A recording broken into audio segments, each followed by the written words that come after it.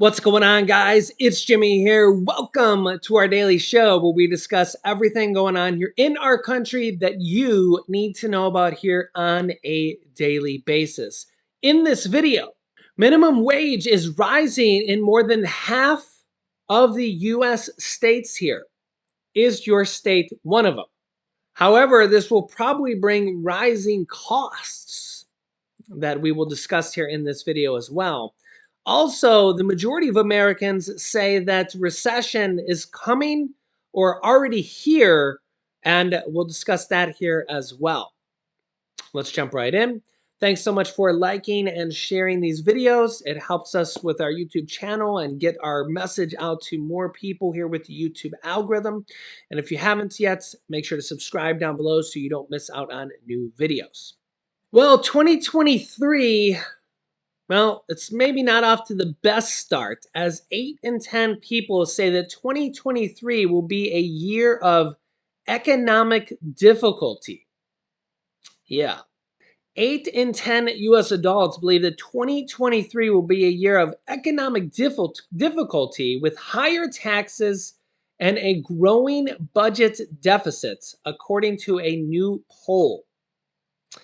The Gallup poll released Tuesday found that 79% of respondents, which is an unbelievably high amount, whenever you get over 2/3 of people believing anything, just getting that amount of people to agree on anything is considered a supermajority. So 79% of respondents believe that the year will be economically difficult. So that's very, very high. While only 21% believe that it will be a year of economic prosperity. So it gives you a kind of an idea of what people think 2023 will shape up to be. More than 80% expect higher taxes. That's interesting. And 65% believe prices will rise at a high rate, as if 2022 inflation wasn't high enough. 65% believe that that will kind of continue.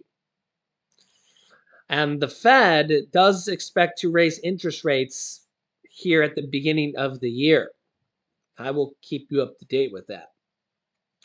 Just more than half said they expect unemployment will rise. It is near a historic low here, around a 50-year low. But 46% said they believe 2023 will be a year full of rising employment. So that's about 50-50 kind of there.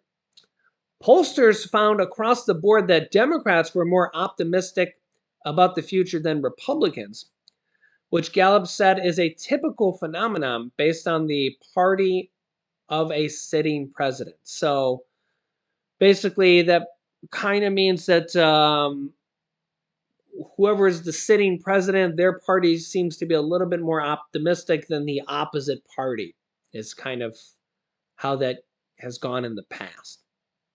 Almost 70% of Democrats expect full or rising employment, while only 23% of Republicans do.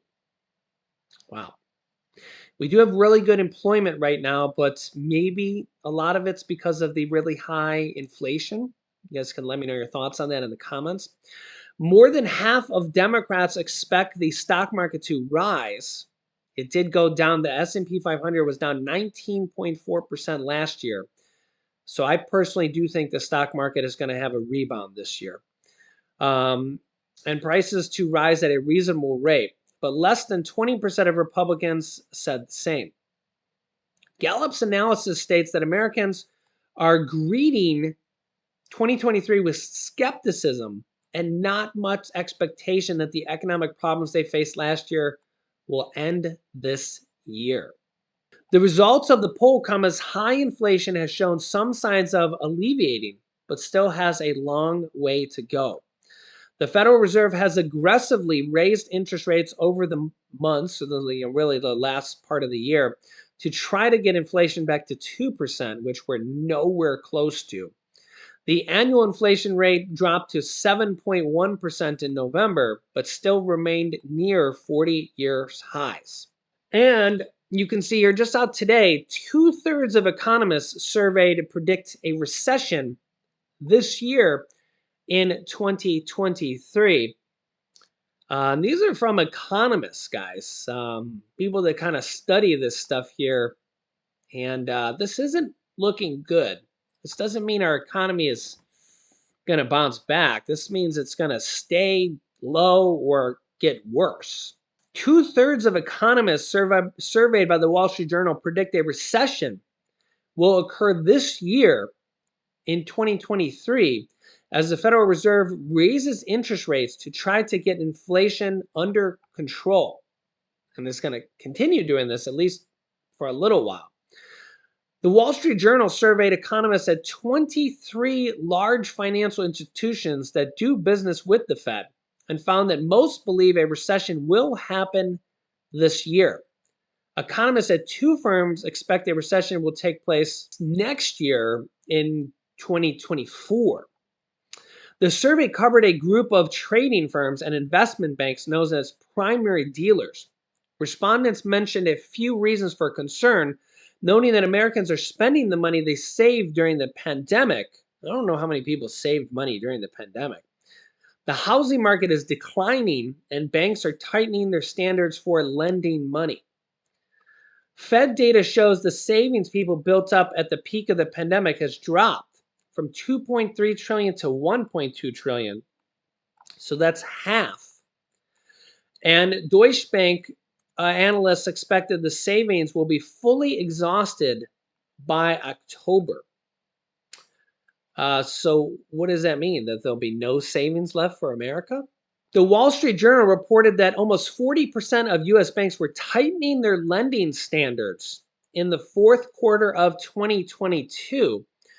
That could be a sign that banks are expecting a recession, as banks generally tighten their lending standards ahead of the recessions in 2008 and 2020 when we had the pandemic hit, according to the Federal Reserve Bank of St. Louis. And to make matters worse here, the Fed, the Federal Reserve, and the Federal Reserve Chairman Jerome Powell is going to be meeting here in a few weeks and probably raising interest rates yet again.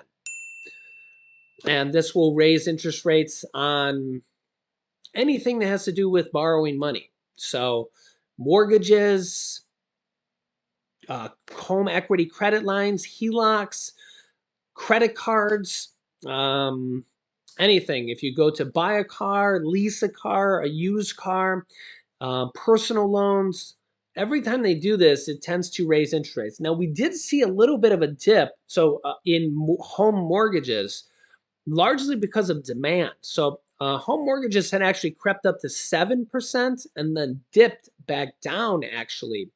So you can actually see this home mortgage rate graph here from Freddie Mac. This is a 1-year graph. So you can see a year ago, we were at about 3%. And yeah, so the blue line is 30-year mortgages, and the green line is a 15-year mortgage. Most people have a 30-year mortgage, okay? We're at 6.42% right now. We'll say 6.5% for a round number. So at the beginning of last year, we were at about 3%. Then we quickly shot up. You can see it was literally just up, up, up, up, up. And we reached the high of about 7%, 7.08%, it says there. And that was back on November 10th. And even though interest rates kept rising, they actually dropped a little bit. They went down to 6.3%. So they actually dropped 0.7%. Even though interest rates didn't go down, I think it was mostly because of just demand. We've seen mortgages and home buying drop to 25-year lows of demand or home buying just because people aren't buying because of how high interest rates are. I mean, if you had a home at 3% interest rates or lower, and now they want a 7% interest rate or 6.5% interest rate, a lot of people don't want to buy because the interest rates are more than double, and that could mean $1,000 more a month in interest. Um, so interest rates actually started to trickle down a little bit, which gave a little bit of reprieve, a little bit. But then they started to tick back up again because, again, interest rates went up again. So yeah, yeah, that. This is the problem here. But some people kind of have to move. Their job may move them, whatever. I mean, it's not like home sales go to zero. Some people are still buying and selling. So this kind of gives you an idea of the home market here. And then the Fed is going to probably raise interest rates here yet again. And credit card interest rates keep going up too. And of course, who does this affect the most? Low and middle income families. Yeah. But there are a lot of states raising minimum wage here in 2023 that will at least help offset some of these rising costs. Is your state one of them? Is your state one of them? Here is the details on this. A total of 23 states are hiking minimum wages this year, according to the Economic Policy Institute. The changes will impact 8.4 million workers, and especially women and people of color. See the full list of states and the adjusted rates below. Here's the details. As a result of the boosts, two states will reach the $15 an hour minimum wage for the first time. A salary floor that activist groups fight for, $15 have pushed for heavily in recent years. So two states will be at $15 an hour. But as I mentioned earlier, this does raise costs because, when you go to buy a hamburger or fries, it's going to definitely make costs at those fast food places or grocery stores and stuff like that more money. I mean, you definitely can see this. Here are the states that are raising minimum wage. So let me know your thoughts on the comments here. Are you for this? Are you against this? Are you kind of neutral? I could argue both sides of this. You could put me on a debate team and I could argue the pros and the cons of this. Alaska, $10.85 up from $10.34, so it's only going up 50 cents. Arizona up to 13.85, up from 12.80, so up $1.05. California up to 15.50. So California, the first of two states up to $15. California is typically a high cost of living state, up from $14 for small employers and $15 for large employers. Interesting that it's different there and how they categorize that. So California, one of the first two states to $15 an hour. Colorado, $13.65, up from $12.56, so over $1 an hour raise there.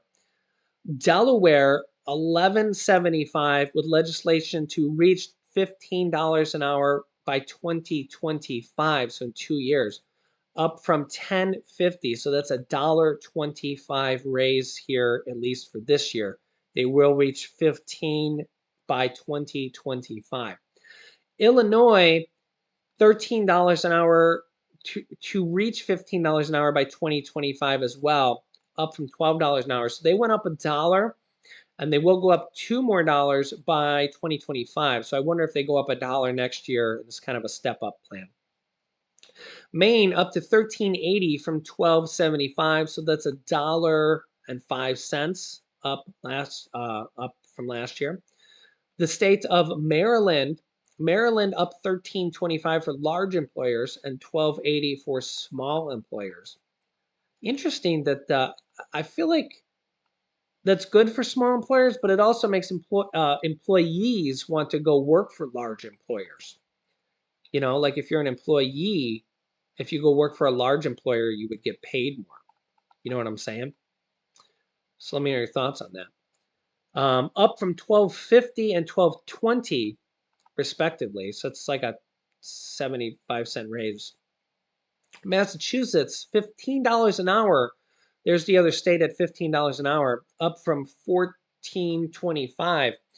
So Massachusetts is also known as Taxachusetts. I know that because we go to Cape Cod sometimes. So let me know your thoughts on that.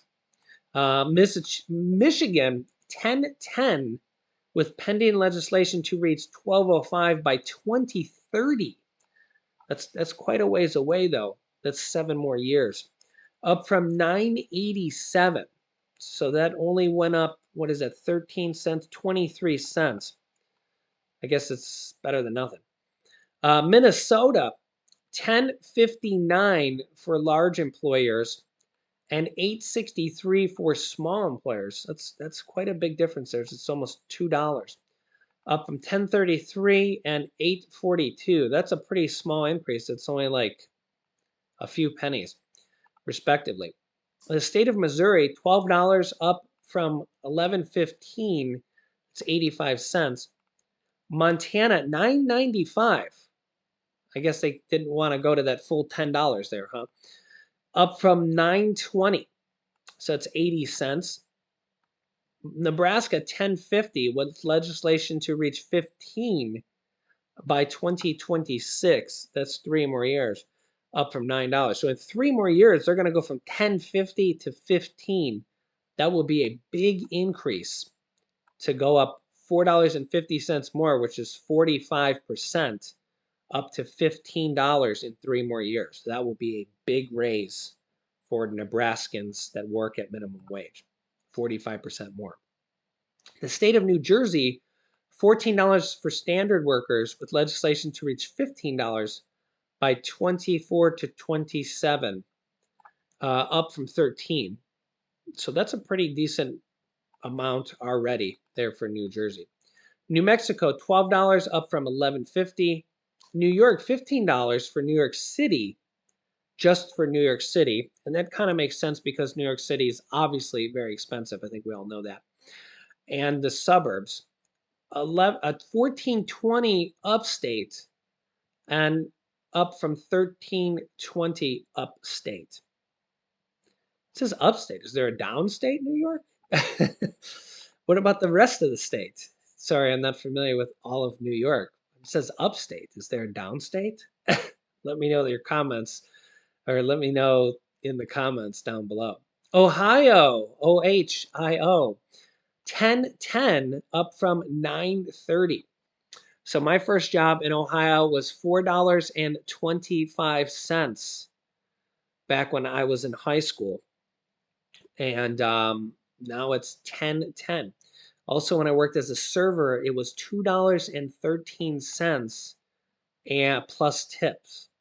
So it gives you an idea of how much minimum wage has gone up or inflation has gone up. Yeah. And that'll give you an idea of how much wages are going to go up in another 20 years. Yeah. Well, I was 14 when I started working. So, yeah, and I will be 42 next month, February. Rhode Island, $13 with legislation to reach $15 by 2025, up from $12.25. South Dakota, $10.80, up from $9.95. Vermont, $13.18, up from $12.55. Virginia, with legislation, $12 to reach $15 by 2026, up from $11. And Washington, $15.74, up from $14.49. All other states are still at the federal minimum wage of $7.25. I don't think very many people, very many people probably work for that because you could just go work someplace else that hires for more. I don't think that there's very many places even hiring for that price, or very many people that would work for that price, because you could just literally go to another place. I mean, I see signs at the local Walmart or even gas stations of places that are hiring for, 12, 13, 14, $15 an hour just driving by, Target and things like that. So again, these are just minimum wages. These are just minimum wages. And that's the nice thing about America, is that you can go work wherever you want. You don't have to work at any given place. You can literally walk out and go work anywhere else. You can work anywhere. So you can let me know your thoughts here on in the comment section, and I'll keep you up to date here on everything. Also, remember here, that again, you could put me on a debate team and I could debate the pros of this, how people need, raises and wage increases to keep up, with paying rent, paying for food, and paying for this, that, and the other thing. And you could also put me on the other side of the debate team, and I could debate how this is going to raise costs for millions of Americans. This is going to raise the cost of food. This is going to raise the cost of groceries. When you go to Walmart, this is going to, Walmart's going to have to raise their prices. McDonald's is going to have to raise their prices. Grocery stores are going to have to raise their prices because they're going to have to pay more for labor across the board, across the nation, because of minimum wage increases like this. Again, there's pros and cons to this across the board. The reality of it is when you're a large retailer like Amazon or Walmart or grocery stores or railroads or any type of industry, and you have to pay more for labor every year, costs go up. That is the definition of inflation. So let me know your thoughts here in the comments, and I'll keep you up to date here with all this stuff going on here in our country on a daily basis. If you haven't yet, make sure to click the subscribe button down below and then the bell icon so you don't miss out on new videos.